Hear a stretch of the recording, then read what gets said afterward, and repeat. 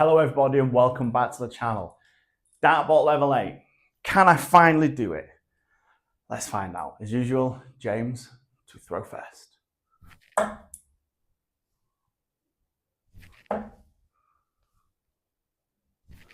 Oh, and that is a nice score of 26 the hard way. But we'll keep it, especially if his score registers, because the last 3 times I've started this game, his score hasn't registered. Anyway, do this, and I've got some information for you. Oh, so did have the coaching session with Daniel. We moved it from Wednesday to Friday. While I was filming the video, actually, he messaged me to say, can he move it? And I'm like, yeah, no problem. I only found out afterwards. But yeah, we worked on a few things. And, oh, that's nice. There's one thing which I can do and I let it slip. And I'll show you. You may have noticed in recent videos, I've been here. If you go back 2 weeks, you'll notice I was here. Palm of the hand was pointing at the skating board. That is where we want it. 45-degree angle. And we do not want it pointing at the floor. Because for me, when it points at the floor, it means I'm rotating my wrist and I'm moving my elbow. And that's the elbow issue we've been having. It's also why I'm dragging my darts. So a few weeks ago, I was doing it where every other day I would do 10 visits, didn't care what I hit, but I had to end here. And I stopped doing that. I feel that is what the problem's been this past week.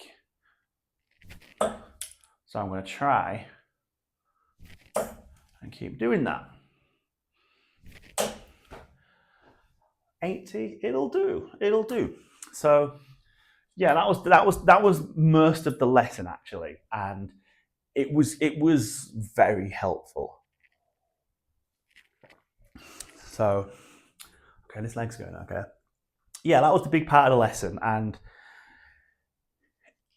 it reaffirmed something I'd already done. And oh, what was that? Why was I going for a 17?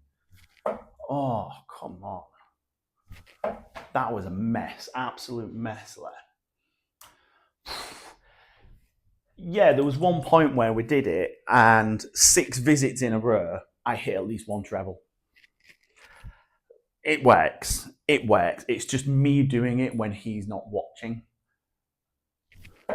Like I moved my elbow then, but I got away with it. Single 12. Okay, 30, 47. Oh, we're going to get darts at tops. What we're wanting is what we want. The other thing we did is, this is the thing I find more difficult.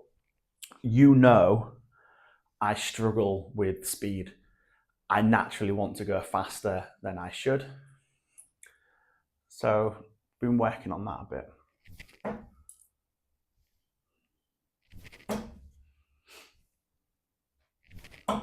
Especially that last dart, that was something we did work on.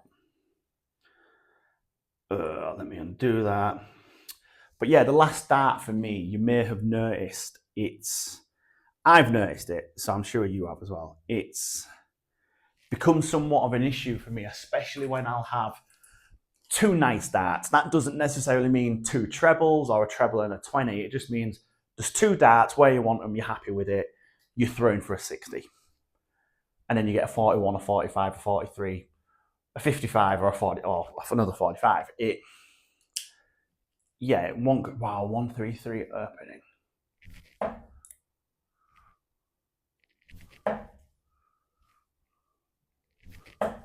We get a 41. So what was we doing? It's do your normal thing for your first 2 darts, and then dart 3, breathe but hold your breath. Because what it is it's distracting you. You're thinking about something else. You're not thinking about that last dart. When you think about it, you create issues for yourself. And I'll explain shortly. Do you know what? I actually think that was in the treble. But it's a 63. So yeah, the issues you create for yourself when you think about that last dart is you start putting pressure on yourself, and pressure is not a good thing. It can be a good thing, but when that pressure can create tension, so like if you ball your fist up, put your hand here on your forearm, you can feel the muscles contracting and relaxing. Putting that pressure on, you might grip that dart a tiny bit tighter and you'll be feeling movement in your forearm. You don't want that because it's going to change your grip. It's going to change your throw. Oh, that's nice. It's gonna mess your game up, and it does mess my game up. The other thing is, I have this problem a little bit. You can only see it in slow-mo for me, and I mean super slow-mo. I'll tense my biceps up sometimes, especially on that third dart.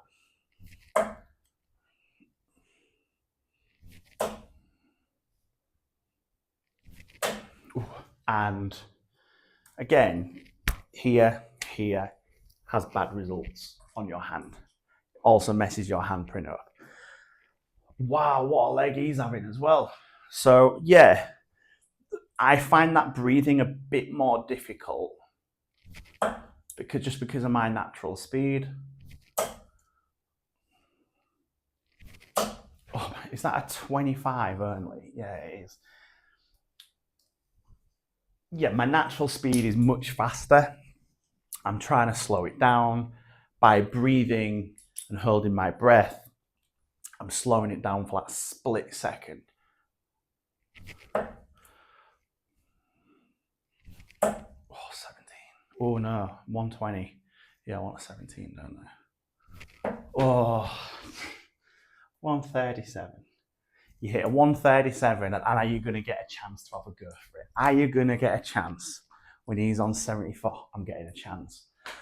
Right. Visualize it. Right in the middle, right below that J. That is what I want.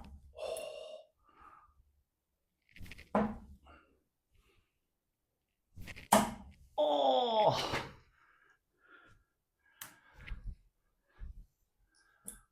Couldn't get any closer with them. I can't be unhappy. Wow, I'm getting 3 more.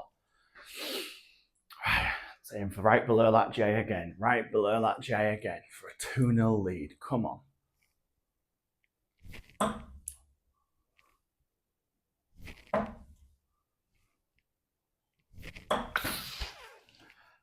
Slipped away this leg. Slipped away, it's gone. He's got to take this out. Yeah. The other thing we discussed was my approach to the Oche. And that is right. And that is wrong. 98. So what do we mean? So we mean I'm lucky, you know, there ain't a dart scene where I live. I play 99% of my darts in here. That other 1% is when I'm in the UK. And if I'm with my cousin, he has an Oche. However, at my home, I do not have an Oche or a raised Oche. I'm creating an issue because I'm building in a routine that relies on me setting the Oche with my foot. It means if I've got a line like I currently have in the UK, I can't step on it. I've got to visually look down at it like this and get into position that way. So let me throw these 3.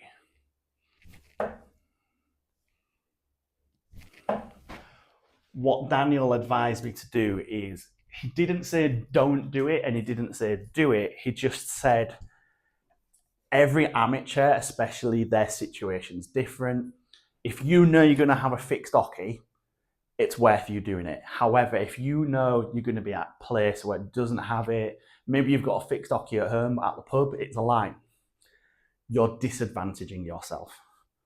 So what I'm going to do is maybe one day a week, I'll just pull the Oche up, because mine's just a piece of wood on Velcro. And I'll go back to eyeballing it. It just keeps my eye in there, because when I go to the pub and play with friends at home, there is an Oche. But like I said, when I'm at my family home, there's no Oche. So that's an issue. Right, that was a bad throw, come on. Oh, that was even worse. Okay, that's probably the best dart of the three. So yeah, that was the Oche situation. I actually, now for me, kicking the Oche or stepping on it as I do, it's just part of the routine. Like, I literally walk up, middle of the foot, rock onto my back foot, my front foot drops into position. It's as easy as that for me. If I look, okay, I was about 1.5 inches out of position on that one. But is it going to be perfect every time? No. Right, 138. I'm going 18s. Oh, do I stay there? I've got to. Right, now I don't. So I've got 72, 28, 46, 66. Ooh, 81. The reason I went 18s was if you hit the single, you're on 120. If you hit the treble and it's nice like that, do you follow it? So you're leaving yourself on, if you hit it, you're leaving yourself on 30. Or do you switch? Because 138 would be 84. Oh, it was 84, wasn't it? Should have followed it. Should have changed, sorry. Oh, I'm messing this up. Messed this up big time.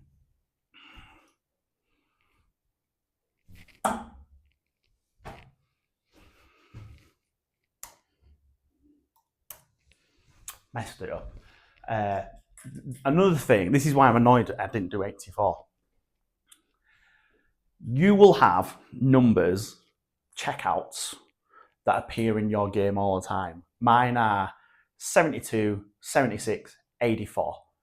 Think of numbers in that ballpark between, let's say, 60 and 90.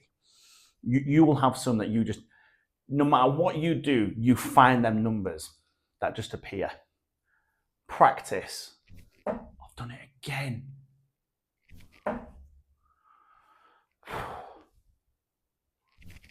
Oh, practice checking those out.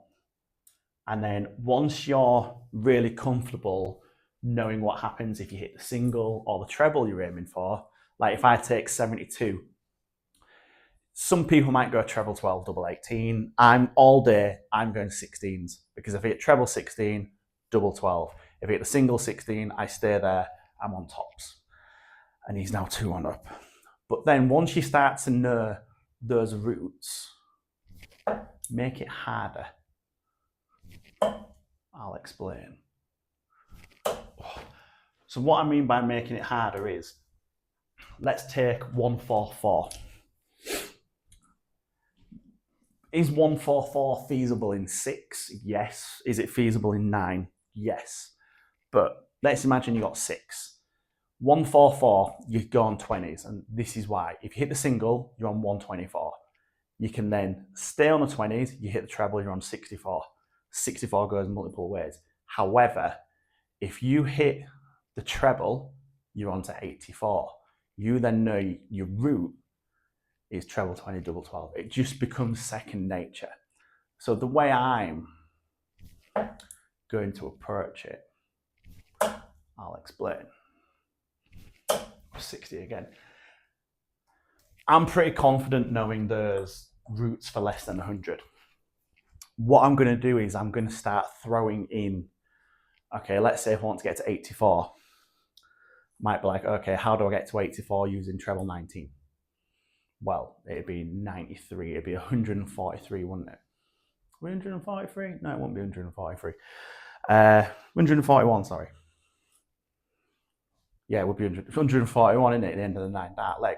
But I'm going to add a treble onto it, so then I can go the route to leave myself on a preferred double.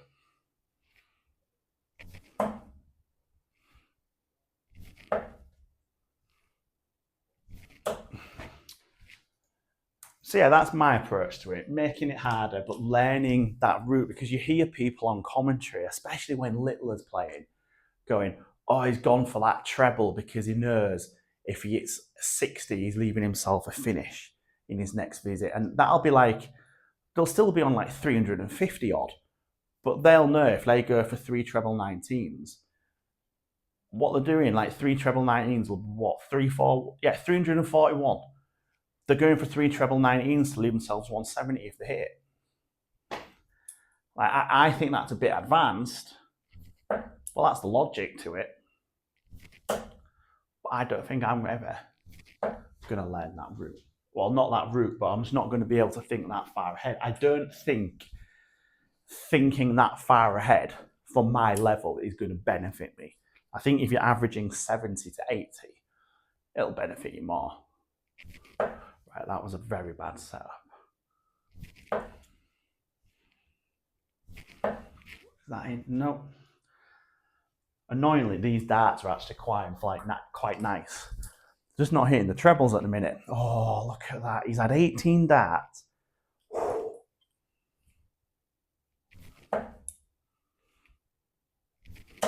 come on. 30. You do know the temptation is to keep filming this until I win. Nah, I'm not about that.